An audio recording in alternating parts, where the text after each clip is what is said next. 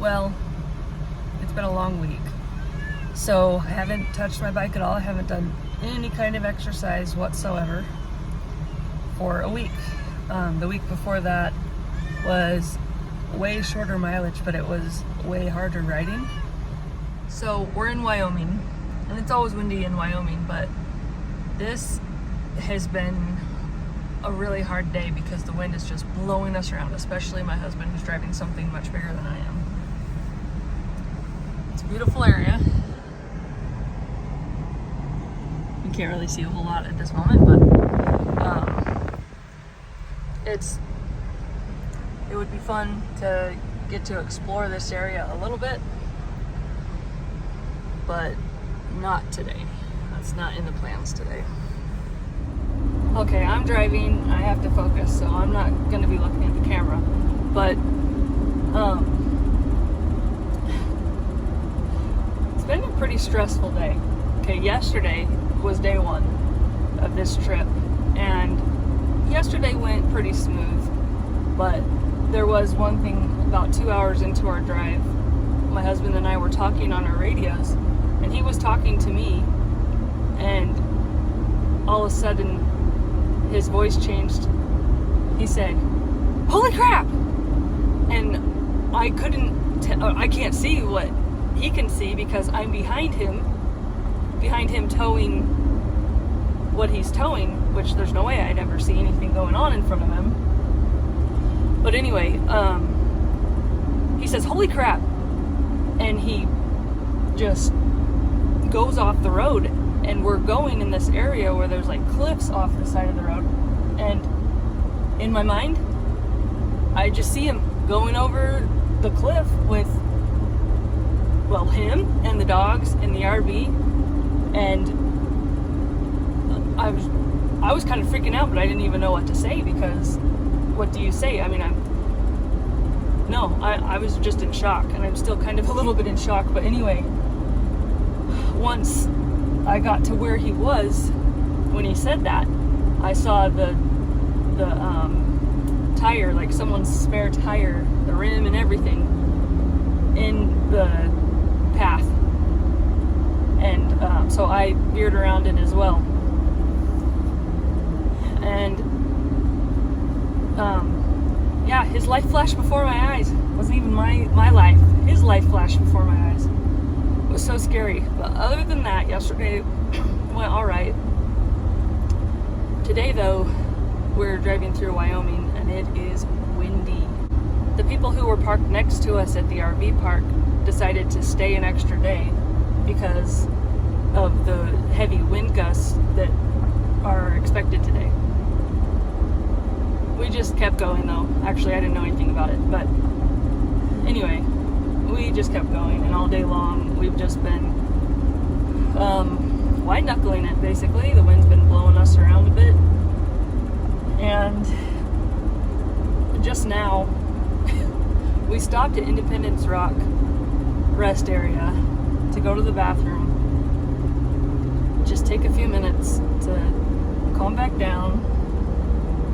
And then Adam, my husband, he decided to take his mirror apart because it's basically been about to fall off with this wind. So he was trying to figure out what nut he needed to put it back together. But the problem is that it's stripped inside. Something's missing. There's nowhere to screw a bolt through. There's no threads in there. So anyway, we don't have the things we need. We don't even know what we need. So now the mirror is in one of the little storage compartments in the truck. And I'm driving behind him, so we've got our radios here. And when he needs to turn left, we're staying on this road, but there's a lot of turn lanes, or a lot of passing lanes, sorry. So we're going over into the slow lane. And then when it's time to merge back over, I get over first and then radio him that it's clear for him to go over. And I radio him anytime someone's going to pass so that he knows, because he has no rear view on on the left side, so on the driver's side. Luckily I'm here and I'm able to do that. I'm not in the same car as him, so that is really good. Tucker's had 2 nosebleeds today. Neither one of them have been in the car. Well, the second one started in the car, but it started like a minute or 2 before I took him out. I didn't even realize it was happening. It just happened to be right before I took him out.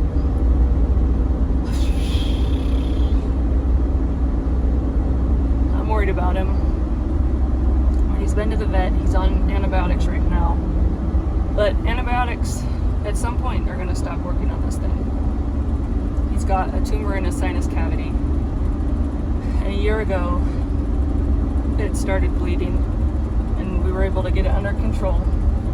And then in December, it did it again. And we were able to get it under control. But this time, it's not as bad. It is getting better. Nosebleeds aren't as severe, but he's still having nosebleeds every day, and he's only got like 4 days left of the antibiotics. Usually it's done by now.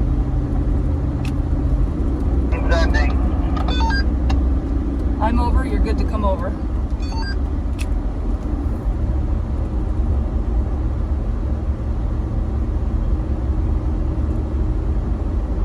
So today's just been kind of stressful, and we're gonna get there in the dark, but at least they're pull-through sites, so easy enough in the dark. But I was really looking forward to getting there early enough that I could get everything done and get to bed earlier than last night, because I need to be getting more sleep on these days that we're driving. So anyway, that's enough of my rant for now. Day 3. We stopped to get what we needed to fix the mirror. We've got it, we've got a rag there protecting the paint, but we've got a hose clamp on it holding it in, and we are ready to take off. It is 11 o'clock, which is actually pretty good for us. We're already out of the park and ready to go. Despite what the cats tell you, they do actually calm down. Tucker falls asleep. He's asleep most of the time. Actually, most of the cats are asleep most of the time. We've got 7 cats, 4 kennels, so there's 2 in 3 of them and 1 in 1 of them. So we just left Ace, and I filled up my car, and we're ready to go. It should be a short day. It says that we should get in at 2:36, but we'll see what happens. Fingers crossed we'll get there. We won't get there quite that fast because we're towing. We don't go as fast, but yeah, here we go.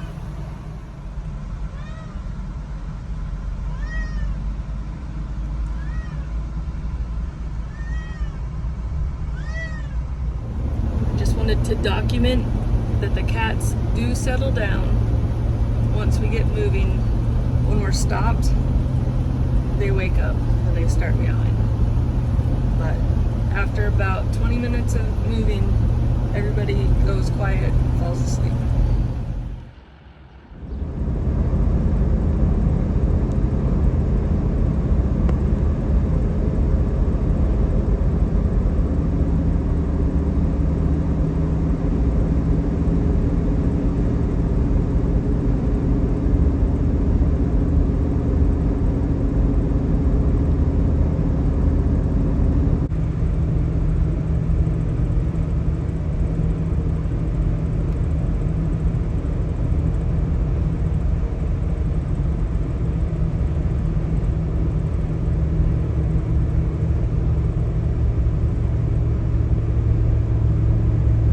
So we've been towing this cargo trailer across the country behind the RV because we're delivering it to my father-in-law,